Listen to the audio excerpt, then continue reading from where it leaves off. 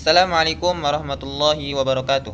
Perkenalkan, nama saya Muhammad Abror Abdurrahman dengan NIM 301240032. Saya dari kelompok 10 ingin mempresentasikan tentang teori sosiologis kritis dan postmodern oleh Mikhail Foucault. Nah, sebenarnya di dalam kehidupan sehari-hari kita itu tidak pernah lepas dari yang namanya kekuasaan. Seperti saat kita di rumah, ada kekuasaan dari orang tua yang membuat peraturan rumah tangga.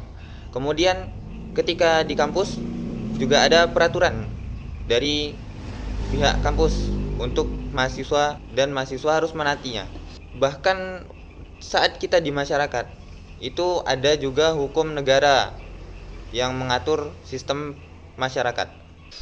Nah, teori klasik biasanya melihat kekuasaan itu secara vertikal, dari atas ke bawah. Misalnya, negara punya kekuasaan atas rakyat, pemerintah punya kekuasaan atas masyarakat. Tapi Foucault punya cara pandang yang berbeda. Menurutnya, kekuasaan itu tidak hanya ada di lembaga besar, melainkan juga hadir di setiap relasi sosial sehari-hari. Nah, bagi Foucault, kekuasaan bukan sekedar menindas atau memaksa. Justru kekuasaan bisa bersifat produktif. Artinya ia menciptakan pengetahuan dan membentuk kategori. Contoh, kita jadi tahu apa itu normal dan apa itu menyimpang. Siapa yang disebut sehat dan siapa yang dianggap sakit. Semua itu bukan hal yang netral, melainkan ada kekuasaan di baliknya. Dari sinilah lahir konsep-konsep penting dari Foucault yang akan kita bahas. Sekilas tentang tokohnya. Michel Foucault lahir di Prancis pada tahun 1926 dan kemudian wafat pada tahun 1984. Beliau dikenal sebagai filsuf, sejarawan, sekaligus pemikir sosial. Banyak yang menyebutnya sebagai tokoh penting dalam arus post-strukturalisme dan postmodernisme. Konsep yang pertama yaitu kekuasaan atau power. Dalam pandangan Michel Foucault, kekuasaan tidak dipahami sebagaimana dalam teori klasik yang menempatkannya semata-mata pada negara, aparat, atau lembaga formal. Menurut Foucault, kekuasaan bukanlah suatu yang dimiliki oleh individu atau institusi tertentu, melainkan sesuatu yang dijalankan dan hadir di dalam relasi sosial. Contohnya dapat kita lihat dalam hubungan guru antar muridnya. Seorang guru ketika di sekolah dihormati dan ditaati, bukan semata-mata karena pribadinya, tetapi karena posisinya dalam struktur pendidikan. Dan apabila guru tersebut berada di luar, contohnya ketika di pasar atau dalam konteks yang berbeda, maka relasi kekuasaannya pun berubah. Artinya, kuasa tidak melekat pada individu, melainkan berjalan dalam konteks relasional. Selain itu, Foucault menegaskan bahwa kekuasaan tersebar di seluruh lapisan masyarakat.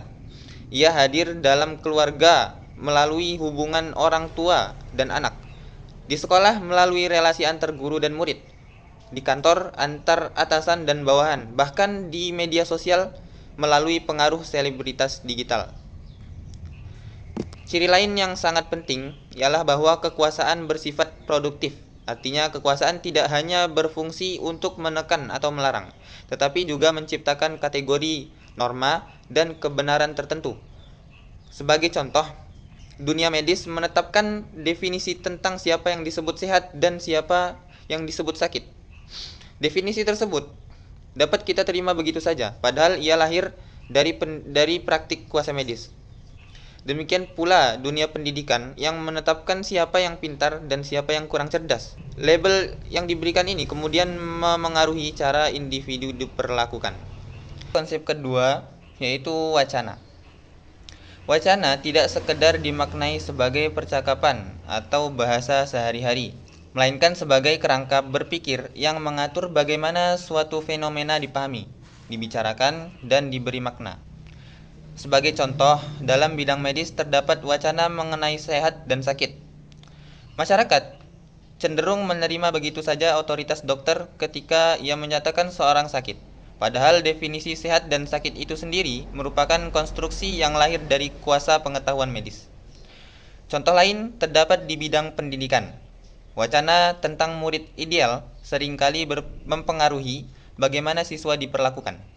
Murid yang rajin, disiplin, dan patuh biasanya dilabeli sebagai baik. Sedangkan murid yang kritis atau sering mempertanyakan aturan kadang dilabeli sebagai murid yang nakal. Label tersebut lahir bukan dari sifat asli individu, melainkan dari konstruksi wacana yang dominan dalam sistem pendidikan. Dalam ranah budaya populer pun, kita dapat melihat hal serupa. Industri kecantikan misalnya, membentuk wacana tentang standar cantik yang identik dengan kulit putih, tubuh langsing, dan wajah tertentu.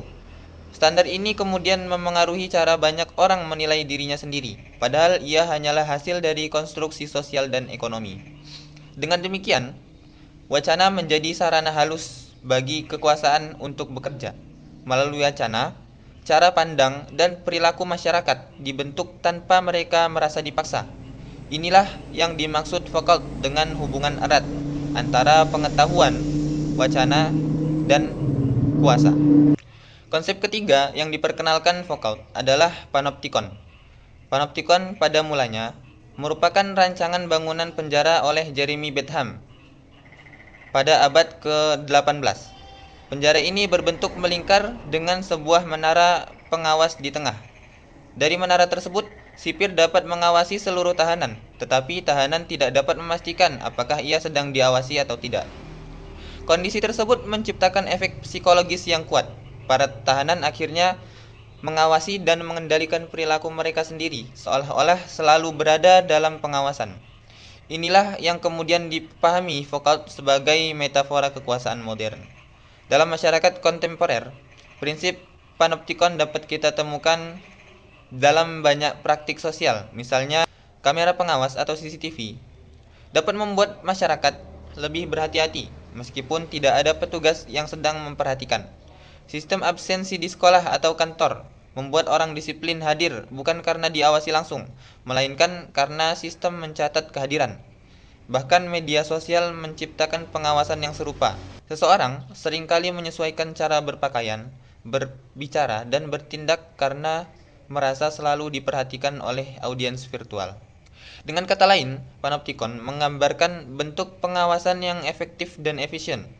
Dalam masyarakat modern, kekuasaan tidak lagi harus memaksa secara fisik, karena individu secara sukarela menyesuaikan diri akibat kesadarannya bahwa ia bisa saja sedang diawasi setiap saat. Kemudian jika dibandingkan dengan perspektif Islam, kita bisa menemukan persamaan dan perbedaan. Dalam pandangan Islam, kekuasaan hakikatnya hanya milik Allah, sedangkan manusia hanya sebagai khalifah atau pemegang amanah. Kekuasaan harus digunakan untuk menegakkan keadilan dan maslahat. Jadi kalau Foucault melihat kekuasaan sebagai mekanisme netral yang ada di mana-mana, Islam menekankan tujuan moral dan tanggung jawab di balik kekuasaan. Kemudian soal wacana, Islam juga mengenal konsep itu. Misalnya wacana tentang halal dan haram atau baik dan buruk. Itu membentuk perilaku umat. Bedanya, dalam Islam, wacana bersumber dari wahyu, bukan dari konstruksi sosial semata. Kemudian panoptikon. Islam juga memiliki konsep yang mirip seperti panoptikon, yaitu muraqabah, yang berarti kesadaran bahwa Allah selalu mengawasi kita. Bedanya dengan panoptikon, pengawasan Allah bukan menekan, tapi mendidik agar kita berbuat baik, meskipun tidak ada orang lain yang melihat. Jadi pengawasan dalam Islam bersifat spiritual dan membawa manusia ke arah kebaikan, bukan sekedar kepatuhan sosial.